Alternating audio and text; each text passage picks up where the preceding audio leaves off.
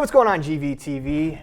This is After the Whistle. We are in our basketball segment, Full Court Press. We're going to cover some of the NBA news today. I'm Aaron Poling. I'm Aaron McClorey. So let's get right into it. Battle of Los Angeles. Ooh, man. Fantastic movie, even better basketball game. Yeah, you got the two best teams out in the West, the Lakers, the Clippers. You got two true superstars, LeBron James, Anthony Davis, Kawhi Leonard, Paul George, and two of the best teams in the NBA right there.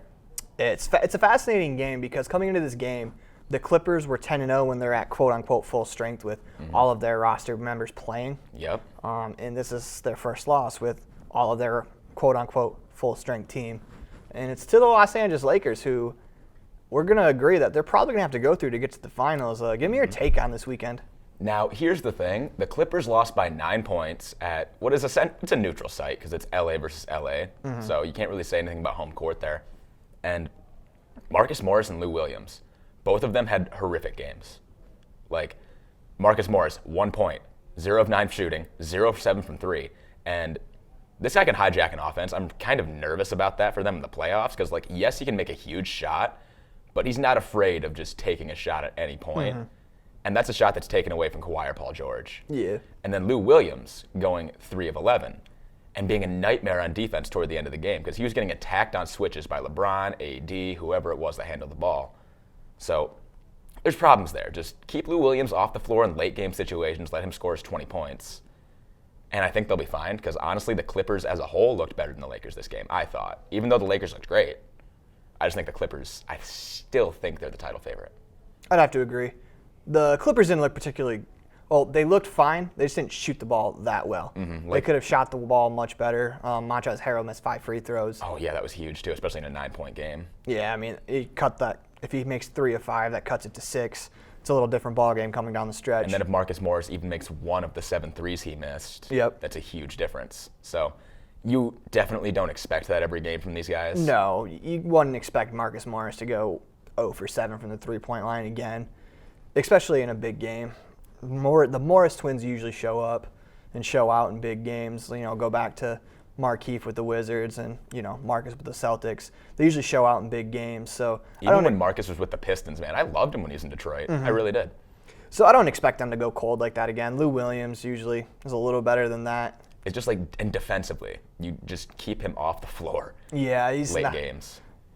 Yeah, you got to try to play him when LeBron's not on the floor. Exactly. Like every single second that LeBron is not playing, Lou Williams needs to be out there gunning. They are going to switch on to him if it comes to a series. We were getting a little ahead of ourselves because the West is pretty stacked again this year, but it's kind of not fair to assume both those teams are going to make the finals. Oh, man. Like, they're a tier above everybody else, but the team, because there's 4 teams in a tier below them. I think that's the Thunder, not the Thunder, unfortunately. I love the Thunder this year, but the Rockets, the Jazz, the Mavericks, good Lord, and the Nuggets. They're only a slight step below both LA teams, I think, because all 4 of those teams are title contenders, I believe. Yeah. Well, the Clippers aren't even the 2 seed, so load management. Honestly, yeah, load management. So if they do play in a series, it's going to be the second round. I believe they're close, because they're really close to the 3 seed, so I believe they could play into the 3 seed. But man, if they're the 4 seed and it's LA versus LA in the second round, that's really going to be disappointing. Yeah, that should be a finals matchup for sure. I mean, either LA team versus Giannis in the finals is where we are going right now in terms of what everybody seems to want. Like, and LeBron's still great. Speaking of Giannis and LeBron, who you got for MVP? I mean, Giannis, and it's been Giannis. Like, he was my pick to start the season. He's been my pick the entire way, and I've gone on and said he should be the unanimous MVP. This is the first time I've said it on this show, but yeah, he should truly be unanimous MVP. He's playing 31 minutes a game, which is lower than any other superstar. He's averaging 30, 14, and I think 7 assists. And before he got injured, his team was on a 71-win pace. Yeah. Like, come on, that's unanimous MVP right there. And if that was LeBron putting up those numbers on the same pace with Chris Middleton as the second best teammate, you'd be chastised for saying he was an MVP, or unanimous MVP, especially at that. The one thing the NBA does not do well is naming the MVP, because half the time the MVP, whoever wins it, if you take them off that team, they're still probably a playoff team. I feel like MLB and NHL, they do a good job of making sure that they take the word valuable and they actually put it to picking the MVP. Oh, and a huge, huge issue is they don't name the winner until after the finals. Yes, I don't like that. that. Absolutely asinine.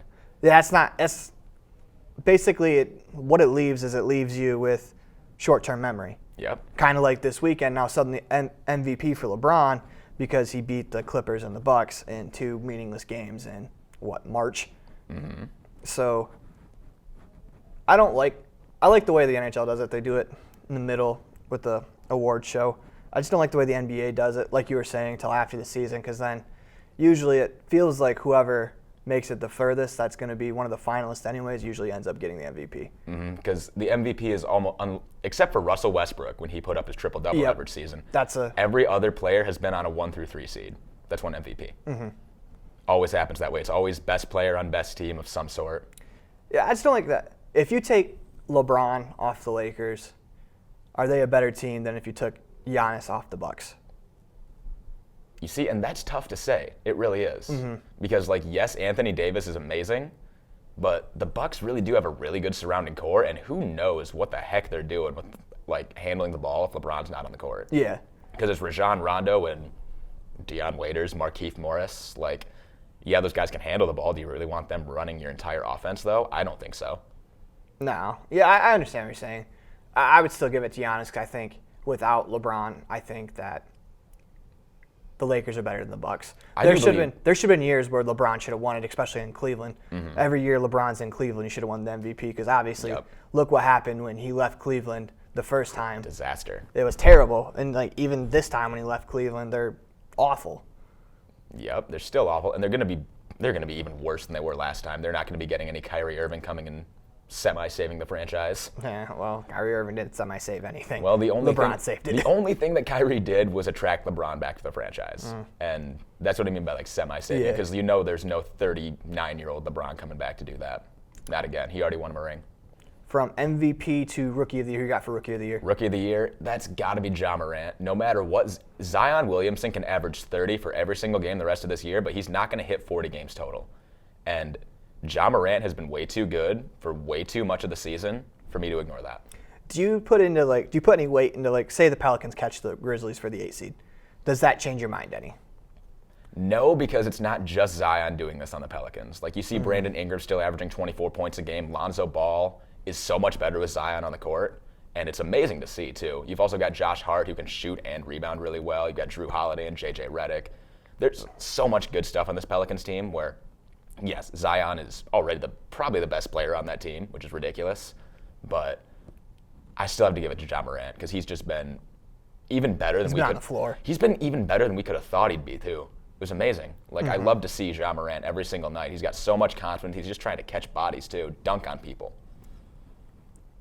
So another news that came out this week, the Nets, they lost their head coach. They're 7th seed in the East. Kenny Atkins stepped down.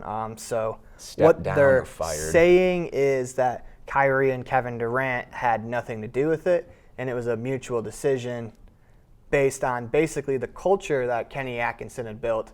He was having to sacrifice it for Kyrie and Kevin Durant.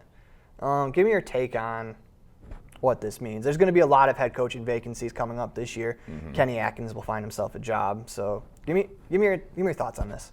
Man, this reminds me of LeBron and Dwayne Wade and Chris Bosh. They all asked very early in their Heat tenure for Eric Spoelstra to be fired. Mm-hmm. And do you think that would have been a good move? No, absolutely not. Eric Spoelstra was a tremendous coach. Exactly, and that's because Spoelstra wasn't letting these guys just do whatever they wanted. Kyrie and KD haven't done a damn thing for the Nets yet. Why in the world? And Kyrie's brought drama. He's done something. He brings I'm not drama. saying anything good, but yeah, you're right. Part of this, I guess, was on Kenny Atkinson because, yes, you do have to listen to Kyrie. You especially have to listen to Kevin Durant when he's on your roster. Kyrie's still a good player, but I agree. There's discussions we need to have about Kyrie Irving, but Kevin Durant, you listen to him, and KD is close with Kyrie, so you probably don't want to piss off Kyrie. Yeah. But anyway, Kenny Atkinson kind of wanted to just do his thing much more than he wanted to have 2 superstars doing whatever, because now it's going to be a whole lot of isolation. Kevin Durant, Kyrie Irving doing their thing with everyone else playing off of them. There was a lot more motion, a lot more screens, and a lot more shooting last season before there was any superstars. That's why D'Angelo Russell was so good. That's why Spencer Dinwiddie was so good. Joe Harris, you don't hear nearly as much about him this year coming off screens and flamethrowing because he was great last year. Not as much this year.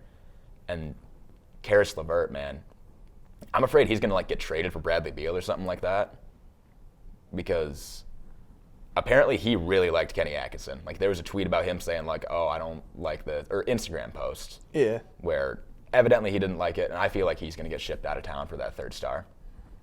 So I think a big sticking point was they have DeAndre Jordan. And I don't like that either. I forget who their backup. Jared Allen. And Jared Allen's better, more athletic, and way younger than DeAndre Jordan. And they're stunting his growth by having DeAndre Jordan start. So I think that's another sticking point. And Kenny Atkinson just said, I'm done. Speaking of done, that's all the time we have for today here on Full Court Press. I'm Aaron Poling. I'm Aaron McClorey. Thank you for watching. Peace.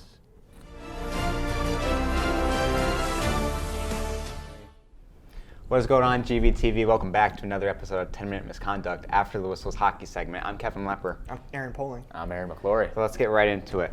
Earlier today, Alex Biega got signed to a one-year contract extension. How do we feel about this? I love it. Alex Biega in the last, I'd say 2 months, has probably been the Red Wings' best defensive defenseman. I mean, that sounds dumb saying that, but he doesn't score points. He's not an offensive guy, but he's a real good stay-at-home guy. He's a great shadow to Gustav Lindstrom. He can learn from him.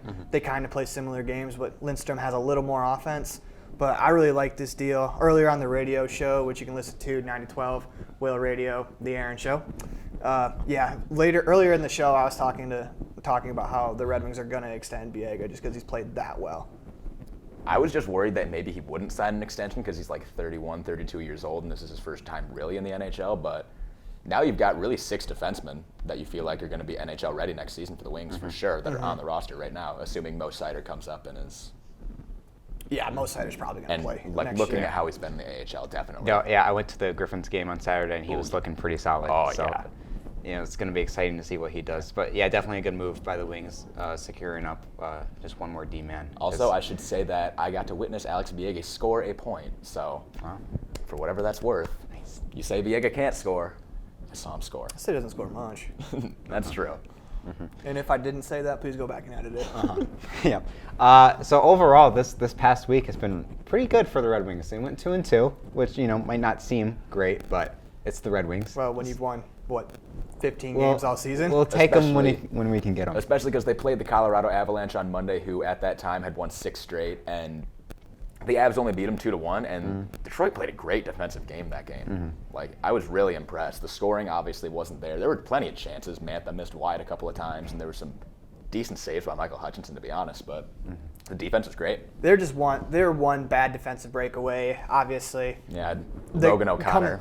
Coming off the bench and not accounting for him. I mean, Trevor Daley knows better, but Dennis Cholowski is a little. Yeah, it was Daley and Cholowski. Yeah, he gets caught out. He gets caught out in space sometimes, and that was also Robbie Fabry going out and making a hit on Gabriel Landeskog, which I don't blame him for doing. I have no problem with that. You're in absolute last place. What's the difference if you lose this game? You go and hit one of the Avalanche star players, do it if you have a chance. So the Red Wings got called out after the Minnesota Wild game by Steve Yzerman because and rightfully so. They by the way. looked like crap. They didn't look like they were playing hard.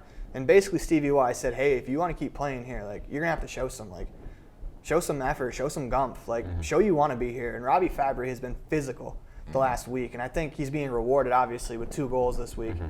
Yep, scored a goal and the shootout winner last night. Yeah, which was lovely to see that too. So the past week, the Red Wings beat the Chicago Blackhawks, and for the first time since 2015, they beat the Lightning. They're breaking so many streaks this year. There was that Montreal loss streak, and we destroyed Sweeped Montreal them this year. Yep. And Chicago, we took them down, and then beating the Lightning finally. And we ended Chicago's season, for as far as I'm concerned. Yeah, Chicago's toast now. Chicago had to win that game to catch anything, but if you're in a playoff race, that's the good thing about Detroit in a playoff race. You can't. The Red Wings schedule no recovering from that. I mean, it sucks because they're going to play better teams down the stretch, but this is where you really find out what you have. You're playing the Hurricanes, who are going to be in a playoff race. You're playing the Lightning again. You're playing Boston again. Too. The Hurricanes are really beatable. The Hurricanes are vulnerable. And here's the thing. Even if the Wings win all 12 of their games remaining, that's 24 points. They're at 39 points right now. They will get to 63 points. So unless LA absolutely loses everything in regulation, we have the number one odds locked up. Literally, unless someone else goes cold, because the next closest are 60 and 62, and Like- the max the Wings can get is 63. Like, you literally have to, like, that's like nuclear cold. You have to not be trying at that point. And there's no way that's going to happen. No. So, yeah, why don't the Red Wings just do anything they can to win? I want to point out something. It's Jeff Blashill's season, guys.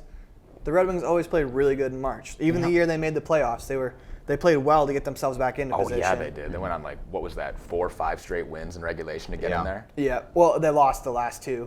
So they went 5-2 in their last 7. Yeah, that's what it was. And they kind of got lucky. But Well, that's hockey for you. This kind of brings up an interesting question, because if the Wings play really well down the stretch, does Jeff Blashill come back? And the thing is with that is, like, you can't blame Blashill for how bad this roster is.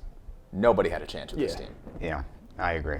But Gerard Gallant's right there. There's that theoretical connection he had with Steve Yzerman. They played on the same line together for years in Detroit, and Gallant is probably a better coach than Blashill. Yeah, one I'd would say Gerard Gallant was probably the best coach in the NHL. Like, he got Vegas to the Stanley Cup final in their first season. Like, yes, that was a hot Marc-Andre Fleury too, but Gerard Gallant had a big part in that as well. Mm-hmm.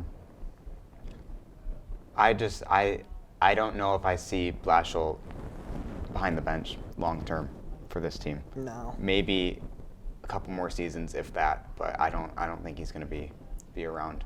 Especially if the Red Wings can't, start doing stuff and generating momentum. Yeah.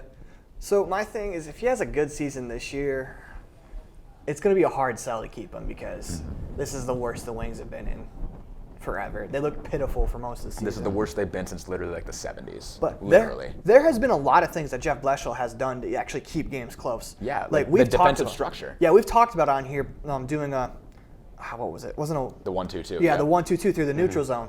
That slowed teams down for a bit till they switched it up. And Jeff Blashill's been pretty on his game about switching his structure when teams start to catch on, because he knows he doesn't have the talent to, beat the Chicago Blackhawks. They have so much more talent than we do.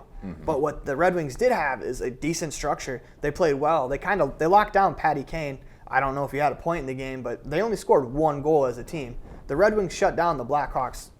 He's a superstar. Yeah. And Patrick Kane is still a superstar for anyone out there saying he's not. The one thing the Wings have done this year to their credit is they've done a pretty good job of not letting superstar players get absolutely loose on them. That is true. Which is something in the past, the Connor McDavids would have 3 points. Sidney Crosby scores 3 points a game against the Red Wings. It seems like Kucherov scores 2 goals a game against the Red Wings. And for example, Kucherov didn't even have a point, or no, Kucherov had an He had an assist assist. yesterday. But Nathan McKinnon, he had a secondary assist, and that was all. He didn't really even, like, he handled the puck really well against Detroit, but they corralled him really, really well in the neutral zone. Like I said, it was great to see that everyone on defense played well. Yeah. Except for Trevor Daley.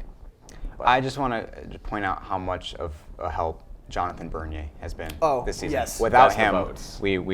it would be bad, even worse than it is. I'm only slightly joking when I say he deserves Vezina votes. That's the thing. Jonathan Bernier is only 0.3 of a percentage point behind Carter Hart Yeah.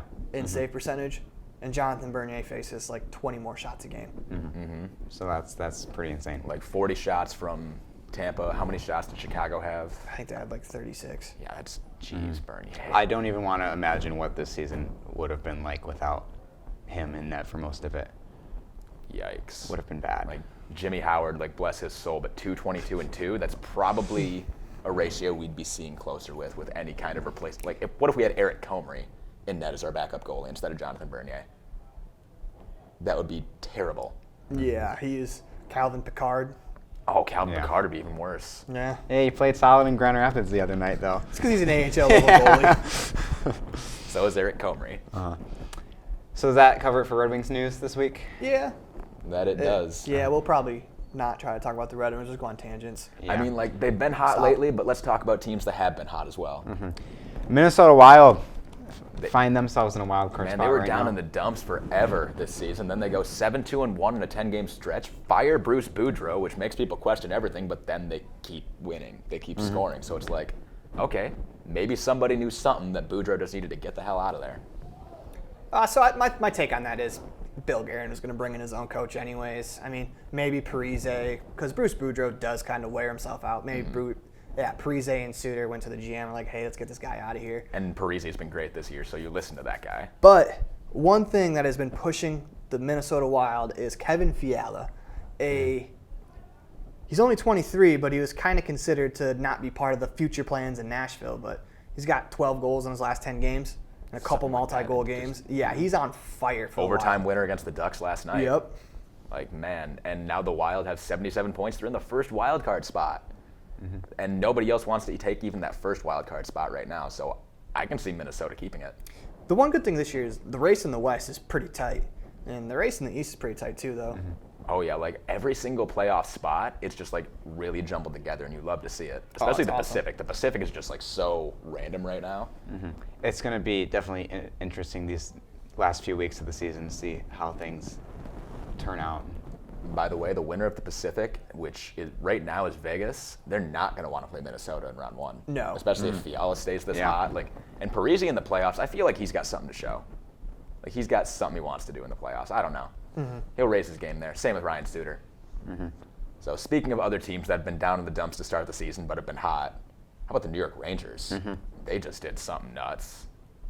Yeah, so Mika Zibanejad, 5 goals in the game. Not a big deal. No, it's You not know. very impressive. You know, the last person to do that was Patrick Laine. It happens all Last the person time. to do that before It's- him was Johan Franzen. Yeah, it's just 5 goals in a game, guys. Like, Plus the overtime I winner. don't even know why we're bringing it up. Like, this happens so often. yeah, it's not It took him extra time. Like, he didn't even score 5 goals in 60 minutes. Right. It took him. He took needed him 62 minutes. He to score needed 5 more goals. time to And, get. he had to 5 play goals. next to Artemi Panarin to get all that done. Right. He's just playing off Panarin is what he's doing. Yeah, we're absolutely kidding. Like, Mika Zibanejad, like, he's a superstar now. Like, this is the game where, like, everyone's mindset needs to switch. He is a superstar in this league. Yeah. 38 goals. I wouldn't say superstar yet. I'd say he's a very good player. Superstar, I think of an Artemi Panarin. He's not quite on Artemi Panarin's level. That's well, Panarin is just on. Yeah. He's all world. There's this season. superstar. I'd say he's a star. I think Mika Zibanejad's been a star for a while. Just nobody talks about him because he's been in a terrible New York organization for a bit. And Ottawa too. Before That's Ottawa, also very true. Before Ottawa makes the Cup final. Yeah, he has not been in very good situation where people can talk about him. But I think with obviously New York's in a fantastic situation. Oh yeah. With Panarin going forward long term. If they don't lose Chris Kreider, I think they're in a wild card spot more firmly right now. I mean, Igor Shesterkin. That's also going true. to be key. You've also got Tony DeAngelo, who's scoring really well right now. He's only 22 years old. And then you got I forget his first name, but Fox. Yeah, Tony Fox. Tony Fox. Yep, 4th round pick. Man. Diamond in the rough. Now I see why they traded away Brady Shea now. Yes, they had people coming. They had people waiting in the wings. And you also, like, you make extra room for that Kreider contract. That Kreider contract doesn't look so bad now because Shea was also a long-term deal. Yep. So you clear that money out, and then Panarin, obviously.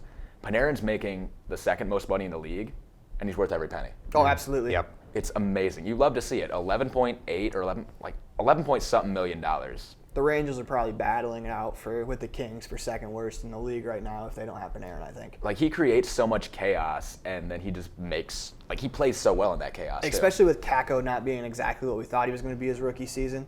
I mean, it's Oh, not just wait for that kid to come into his own. Yeah, so it's not fair to judge him off 1 year, but he was expected to come in the league and make an impact right away. And so is Jack Hughes, to be Yeah. fair. So we're not saying Neither of anything them about, have. like, and they're both 18, 19-year-old kids, so very Yeah. much, a lot can change in a lot of time. But you could see it between the two. Like Jack Hughes, when the Red Wings played the Devils, made some fantastic passes. Oh, yeah. I think his point total would be better if his team could score goals because he was setting people up. They were just missing the net. And same thing with Kakko, too. Kakko's more of a shooter, I feel like, than a passer, but, like, I've seen him make plays, though. he can make plays, don't get me wrong. Just thought I was going to knock that over. But right now, it's just the Artemi Panarin show for New York. It is. Like, Yeah. this guy, he should be second in Hart Trophy voting behind Draisaitl. If they make the playoffs, he should win it. Like, yeah, I was gonna say, like, even without him making the playoffs, even without the Rangers being in actual playoff position, that Panarin's just been amazing this season. He's already set career high in assists, career high in points already. He's got a career high in goals too. Yeah. Does that do it for this week? No, it does not, Kevin. Okay. I Sorry, have I'm jumping one more ahead. thing. Go for it. It's go all for it. right. So the Boston Bruins and the Tampa Bay Lightning squared off twice this week. Please let this become Colorado and Detroit, by the way. That's all I'm saying. Please don't interrupt. I'm just kidding. No, but so they took on each other. It got a little hostile the first game, not too bad. Overtime game. The Lightning took 3 out of the 4 possible points from the Bruins. So Saturday night, there was a lion brawl. And I love this for the Lightning. So the Lightning can kind of be comparable right now to like the 97 Red Wings, where they have all the talent in the world, but they just haven't had that one thing that kind of like brings them together. Brad Marchand can be your Claude Lemieux. Yeah, they have been hot. So before they lost to the Red Wings, their winning percentage was .734. So they were winning 73% of their games in their last 34 games. It's incredible. So Saturday, the bear gets poked a little bit, and Pat Maroon goes after Zdeno Chara, which is a gutsy move. That's a heavyweight fight, though. Yeah. Pat Maroon doesn't do anything. They're jawing back and forth. I forget who it was. Probably Brent Cernak, if I had to take a guess. Cernak, yeah. Cross-checks Chara in the back, goes down, starts a brawl. Pat Maroon goes out, and he takes Chara on one-on-one. I mean, obviously he's been cross-checked, but he takes Chara down. That doesn't happen. No. Zdeno Chara does not get taken down in fights. Nobody fights Zdeno Chara for a reason. Like, he's a 6'9" dude with a dad who's a Greco-Roman Olympian wrestler. Yeah. He kicks the crap out of people. The so Russian much. machine doesn't break. He's Slovenian or Slovakian, not Russian. It's a saying, dude. Oh. I wasn't saying he was actually Russian. Oops. Okay. So, obviously, the fight happens, and the Tampa Bay Lightning win the game. So that's a rallying cry. It could be like, the Claude Lemieux game for the Red Wings. This could be their game for that. There was also the 4 guys who went after Brad Marchand, Yeah. which was hilarious to me. Hate to see that. Just kidding. Love to see that. So this is Tampa coming together. I mean, they're going to get Stamkos back. They got Ryan McDonough back against the Wings. He looked pretty good for his first game back in 2 months. Unfortunately, they lost Victor Hedman, but they'll get him back before the playoffs. And if they can get him back a couple weeks before the playoffs and then get going strong into the first round, I think Tampa Bay is going to be a real problem to deal with, just because it seems different this year. We know what it kind of seems like. It seems like the 18 Capitals, where they used to win the President's Trophy every year, but they'd lose in the second round. Where now Toronto, I mean, they're not going to win the President's Trophy, but they seem to be coming together and playing hot at the right time. And I don't think they're going to hit a cold streak like they did in the last year in the playoffs. Tampa Bay last year was hot for so long and they were good for so long, they were bound to go cold, and they went cold at the wrong time. I think Tampa, I'm not saying they're the favorites to win it, but I think Tampa's going to be a legit problem. Oh, God, yeah. They have a very solid chance. So they need to make an example out of Toronto in round 1, I feel like. Maybe Whoever Toronto plays, they're going to crush them. and I want to see it. I really do. I want to see Tampa completely obliterate the Leafs. Honestly. Just because the Leafs have done nothing positive. They piss me off. Is that who they would play? They would play as of now. Yep, Tampa would get Toronto, and the Bruins are 6 points ahead, so they'd have to catch them, and we'd see another Toronto and Boston first-round matchup. It wouldn't be that fun. Yeah, we would not. We would not get Game 7 in Boston at this time. Yeah. Not happening with Toronto's defense. We might not even get Game 6 in Toronto. We might not even get Game 5 in Boston, to be honest. Very true. Like, that's how low of an opinion I have in Toronto right now. Please, Florida, make the playoffs. All right, so that's going to do it for this week of 10-Minute Misconducts. I'm Kevin Lepper. I'm Aaron Poling. I'm Aaron McClorey. Thanks for joining us. We'll see you next week. Go Panthers. Hey, what's going on? Welcome to Caught Looking After the Whistles MLB segment. Today we're continuing our previews of all of the baseball divisions. We're going to start with the American League Central today. It's not a very tough division, not a very deep division. And quite frankly, not one that makes me very happy to talk about at the moment. Yeah, we're going to struggle through this one, so if you could just bear with us. Trust me, it pains us as much as it pains you. Yeah, Tigers fans, we're all riding through this. Yeah. It'll be okay. So we're going to start with a team that's had some pretty recent success. It's the Cleveland Indians. They have a few players on the roster. Jose Ramirez. Francisco Lindor, Who's very been, good player. Yeah, he's been in trade rumors because Cleveland's trying to rebuild. We're actually going to pull out the lineups real quick. And they also traded Trevor Bauer? They traded Trevor Bauer over to the Texas Rangers. So what we got for the roster? So for the Indians, for their starting lineup, we have Lindor leading off. Oscar Mercado, who's kind of filling in for Tyler McQuinn, who tore his ACL last year. Should be back. Is there a timetable for his return? They're hoping opening day, but it's going to be tough to go from not playing any spring training games to straight into opening day roster. Yeah, that's true. Might want to just stick him in the minors for a few games. Couldn't be too bad. You got Carlos Santana batting 3. He's going to hit about 20 home runs a year, probably 40 on the high side. Then you got Familia Reyes, not real familiar with him. Jose Ramirez, who we talked about. I like him a lot, honestly. I think he's a really good player. Yeah, he's honestly probably going to move to shortstop if they can get a trade for Lindor. We'll tell you about the reason why in a couple seconds.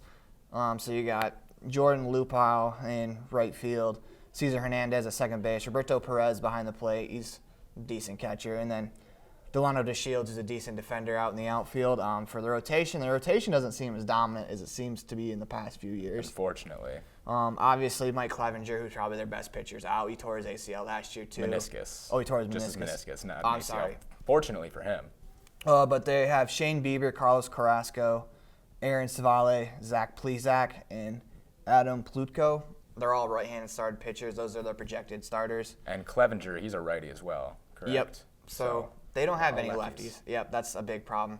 When we're talking about Lindor and Ramirez, we're talking about them because they have a third baseman named Nolan Jones waiting in the wings, who's expected to play for them sometime this year. He's number 42 prospect overall. They also have the 96 prospect, who is Tyler Freeman, who's a middle infielder. Now, Cesar Hernandez, how good is he and how important is he to the starting lineup? Because I can see him getting ousted, quite frankly. Yeah, Tyler Freeman will probably, when he's ready, come play second base. And you'll have, Nolan Jones. Yeah, because you figure Lindor, Ramirez, Nolan Jones, Tyler Freeman, that's 4 middle infielders right there. They'll have a super young infield. So what do you see for the Cleveland Indians? Well, I think this pitching rotation is going to be better than most people think. Like Shane Bieber's really good. Carlos Carrasco, he's pretty good. And if Mike Clevenger can make it back pretty quickly, I feel like it wouldn't take him too long to just regain form. Yeah.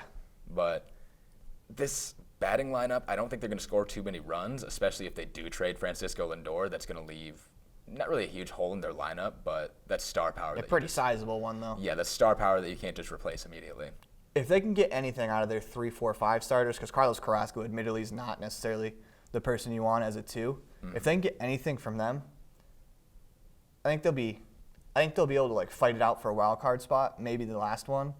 But it's really going to rely on that back 3 of their rotation, because if they just come in and they give up 5 a game, 4 a game, they're not outscoring that constantly. It's not the Cleveland Indians of old that would just crush home runs and score runs. They're going to have to play a little more small ball, be better on the mound, which they've been good on the mound recently, but they're going to have to be better this year just because they don't have the offense to back it up. Man, I miss having some of those really good Tigers versus Indians matchups back in the day, and now it's going to be the Indians beating the crap out of the Tigers again, probably. Yeah, the AL Central's not very good this year. So moving on to another team that we're not expecting to be very good, it's the Kansas City Royals. So they won the World Series, and it's kind of seemed like they've been rebuilding ever since. Even the year after they won the World Series was just a down year immediately, it felt like. Yeah, I mean, they still have talent on their roster. They have Whit Merrifield, who's going to play center field. Swiss Army knife player. Yeah. Say he's usually their second baseman, but I throw him out in the outfield. He's pretty good there. Yeah, if you can do it. Then. Alberto Mondesi, who seems to just be a placeholder for someone we'll get to in a second. You got Hunter Dozier, Jorge Soler, who came over from the Cubs a couple years ago. Yep. He's a decent power bat. Salvador Perez. Very good player. May be the best catcher in the American League. It's not a stretch. Yeah, not a stretch at all to say that. Alex Gordon, he's a Gold Glove left fielder. He's just been. He might be washed, to be honest. He's been around so long. Yeah, but I mean, he still hits 20 home runs a year, which, I mean, it's not the 30 that he usually put up, but he still puts up numbers. Fair enough. You got Maikel Franco, who played for the Phillies a couple years ago. Not a lot on him. Ryan O'Hearn at first base and Nicky Lopez at second. I know nothing about those two. Yeah, their rotation, Brad Keller, Danny Duffy, who seems to just kill the Tigers all the time. Oh, yes, Danny Duffy. You got Jakob Eunice, Mike Montgomery, Brady Singer. He's interesting. And Ian Kennedy is their closer, who's a former starter. Oh, yes. Fun fact, I've seen Danny Duffy blow out the Tigers twice live. Yeah. Once in KC, once in Detroit. Yeah, he seems to just kill them. Oh, yeah. So when we're talking about Mondesi being a placeholder, the number 10 prospect in all of baseball is Bobby Witt Jr., a shortstop, who seems to be, he's going to be arriving in Kansas City next year. Brady Singer is another person I want to talk to. He's a teammate of Alex Fideo, who was the Tigers' 9th overall pick. I think 2017 was the year. But they're both on that Florida team that won the national championship. Correct. And Singer has a lot of sink on his fastball. He's been comped to a Rick Porcello with maybe a better changeup. That's a nice comp. I think he's 6'6", maybe taller, but he throws so downhill that the ball just darts away. Oh. He's one of those type of sinker ballers, and I think he could be a dark horse for Rookie of the Year if he can come up and pitch the way that he's able to pitch. Oh yeah, I could see it. And the Royals also have the number 61. He's a number 61 overall prospect. He's a left-handed pitcher. Daniel Lynch, not expected to arrive anytime soon. I mean, whether or not he ends up in the starting rotation in the bullpen, it's a left-handed pitcher. So yeah, that's an asset that every team could use. And now we're going to move on to everybody's favorite team to cry about. At least my favorite team to cry about. Much love to the old English D. The Detroit Tigers. So you got Nico Goodrum leading off playing shortstop. Don't really know about that. Victor Reyes had a decent ending to the season last year. You got Miguel Cabrera. Hopefully he's in shape. Just please keep him at DH. Don't have him out in the dang field. Yeah, you got C.J. Cron to play first base. So. And hopefully he just gets you 20 home runs because nobody on the Tigers got that last year. Jonathan Scope, who's a little past his prime, but he was the second baseman for the Orioles when they were winning their division titles. Now, was he a free agent signing Yes. this summer? Okay. So, yeah, add some power to the lineup, please, and thank you. Christian Stewart, left fielder, a lot of power. Hopefully he can make more contact this year. So that middle of the lineup, if they get hot, could be dangerous. Things could work, yeah. It's a lot of ifs, but, there's upside. Yarmir Candelario, third base. I'm admittedly not a fan of this guy. Like, I liked him when he first came in, but I've soured on him. He's a free swinger, and that's his problem. Is he's free swinging on the first pitch, and either he's going to hit it to the second baseman or he's going to crush it.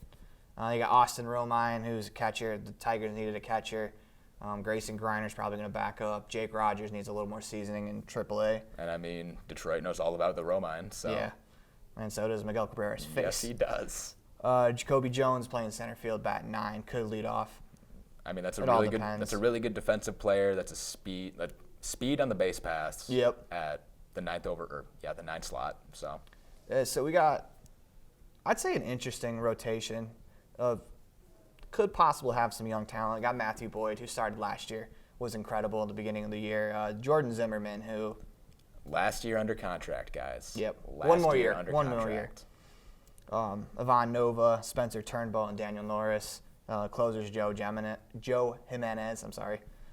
Daniel Norris is very interesting to me because he's one of those guys with a super high ceiling, but when he doesn't locate his pitches, he doesn't locate them at all. They get crushed. And I'm always noticing that around the 5th, 6th inning, he's always like tapering off. He's always allowing runs. Then he'll have a shutout into the 5th inning, and then boom, 2 home runs right away. And He seems to be a max effort type guy, which once you get to the 5th inning, you're kind of wear out and you're going to miss your spots. But that's why I feel like maybe he should be a relief pitcher. Like he can give you 2-3 innings in relief, and also just give you like a really strong 7th or 8th inning too. So Jordan Zimmerman, hopefully he can have a bounce back season. Maybe we can get some prospects and a trade out of him. 33, 34 years old, I believe. Yeah. $25 million. Ivan Nova has a 1-year deal. Hopefully he can have Just a decent season. placeholder, starting quality pitcher. So let's get to there are some good prospects on the way for Detroit. Especially, that's why, Ivan Nova, that's why that's a good contract, because just a 1-year placeholder, I think that's all we need. Yep. So number 7 overall in the top 100 is Casey Mize. First overall pick in, 2018, or was it 2019? 2018. So, yeah, every Tigers fan knows about this guy. Nasty splitter. He's throwing a no-hitter in Double-A. You got Matt Manning, who seems to have been a prospect for a while now. He's probably about to make it to the big leagues. Both those guys are expected to pitch this year for the Tigers. You got Riley Green, who's an outfielder, number 31 overall, the 5th overall pick in the draft last year. And also a left-handed bat, so that's a left-handed nice thing to add. power bat. Very nice. And then you got Tariq Skubal, who I think was a second-round pick last year, but he's a left-handed pitcher, and he Love to see it. It's another rotation guy that the Tigers can have. That's on top of the Alex Fideos, who's really come along very well since obviously getting to not Detroit, but obviously getting to the organization. And you got Franklin Perez still, who was shut down last year due to shoulder soreness. So there's some good things on the way for the Tigers, but we're just going to have to suffer through at least another year. Oh, yeah. So do you see Matt Boyd being traded once either Mize or Manning are ready? I think if Matt Boyd comes out and he has the start to the season he had last year, I think you have to trade him just because his ceiling will never be higher, and he's going to be on the way down when the Tigers are good. He's going to be past his prime. So you can try to get the most for him as much as you want. And another thing that we didn't even mention, Michael Fulmer is going to come back this year. Yes, sir. In probably about August, because his recovery will end in June. I think he'll get some starts in the minors, and All right. that's another positive for the Tigers Okay. this year. Good stuff.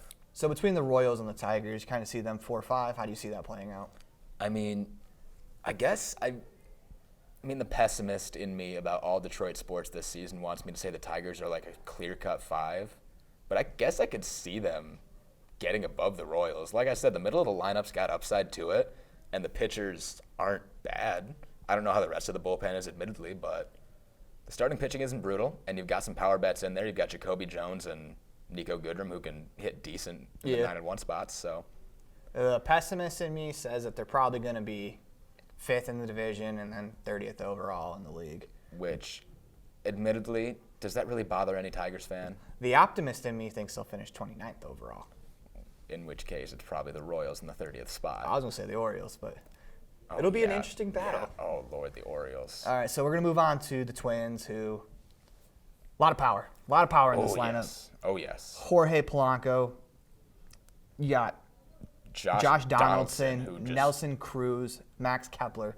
Now, That's did your- they have Nelson Cruz last year, Nope. too? I don't think geez. so. So they add both Donaldson and Cruz, another Tiger killer. Yep. Jeez. You got Miguel Sano, who is going to hit 25. Luis Alvarez, Mitch Gruder, Eddie Rosario, and Eddie Rosario's Byron. really good. Byron Buxton was the number 1 overall prospect for a while, and I think he's about to pop this year. He's Yep. going to be a name to look out for in center field. Their biggest worries are their rotation. Jose Barrios, Jake Odorizzi. You got Kente Medea, who they got in the David Price 3-team trade. Which, did they even have to give anything up beside, they gave up a prospect, like one I singular think so. prospect, right? Yeah, but it wasn't a highly rated one. Yeah, so you do that every time. Yeah, so then you got Hunter Bailey, Randy DeBonk. My big thing is their rotation. Man, Homer Bailey was with the Reds Yes. forever. A pitcher with the Reds. Mm-hmm. Just think about that. Yeah, Homer Bailey adds a little depth to their rotation, but they don't have that top line starter that's going to. And Rich Hill, which he's starting the season on the 60-day injured list, he's not that anymore. No, he's definitely not the number 2 in LA behind Clayton Kershaw that he was running through the playoffs. I see the Twins winning the division just because the division's not that good. And they're going to have to hit their way to it. I don't think they don't have a number 1. Odorizzi's a decent number 2. I was going to say barely even have a number 2, to be honest. Yeah, and Kente Medea is probably a 3 or 4 at best where he's slated. Which, quite frankly, they just needed a starting quality pitcher. They did. So I don't blame them for going after him. So they have 5 players in the top 100. Royce Lewis, a shortstop. He's expected to play this year. You got Alex Krylov, who's an outfielder / first baseman, expected to play this year sometime. They also have Brudson Greatnar, a right-handed pitcher who's expected to pitch this year What a sometime. name. He's a number 83 prospect, and they have another right-handed pitcher who's 86. Jordan Balazovic. Yep. So maybe they'll have some pitching help come from the minors, but I don't see their rotation being that great. Yeah, and it's no way. it's what's going to kill them in the playoffs. And there's no way that the Tigers are trading them Matt Boyd. You're not doing that in your division. The last team is the White Sox, who they're an interesting team because they're on the rise. They have Jan Makata batting 2. We're just going to go over some of the quick names you know. Jose Abreu, number 3, who's been fantastic. Edwin in the league. Encarnacion, who's got a lot of power. Yeah. In him. Ooh, Yasmani Grandal. He's a catcher everyone knows. I mean, The Tigers could have got him last season if they would have just paid $20 million for one season. Could have had a catcher. Tim Anderson broke out last year, had 20 home runs. Tim Anderson's always been good. Nomar Marrara in right field, and center field, Luis Roberts. Their bullpen is where they're probably going to struggle a little bit. The starting rotation, the top end of the rotation at least. Yeah, Lucas Giolito is a star on the rise. He's going to be good. Dallas Keuchel's still really good, I think, anyway. Yeah, you got Dylan Cease, Gio Gonzalez, who's not the pitcher he once was. Mm-hmm. Then you got Reynaldo Lopez, who, I don't even know that guy. he's a 5th starter.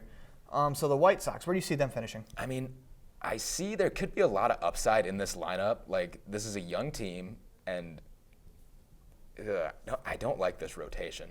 No. And that's really where it's going to bite them, I think. But if they're hitting well, I could see this team winning the division if the Twins can't keep up what they did last year. But ultimately, I think this is the second best team in the. I got them at 3. For the White Sox, look out for Luis Roberts, he's an outfielder, number 3 prospect overall. Oh yeah, I expect him to. He's going to come up this year, and he'll probably have an impact.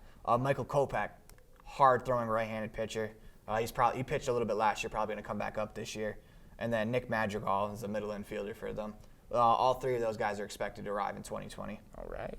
That was our AL Central wrap-up. For now, you've been caught looking. I'm Aaron Poling. I'm Aaron McClorey. Thank you. Tigers don't lose 100 games, please.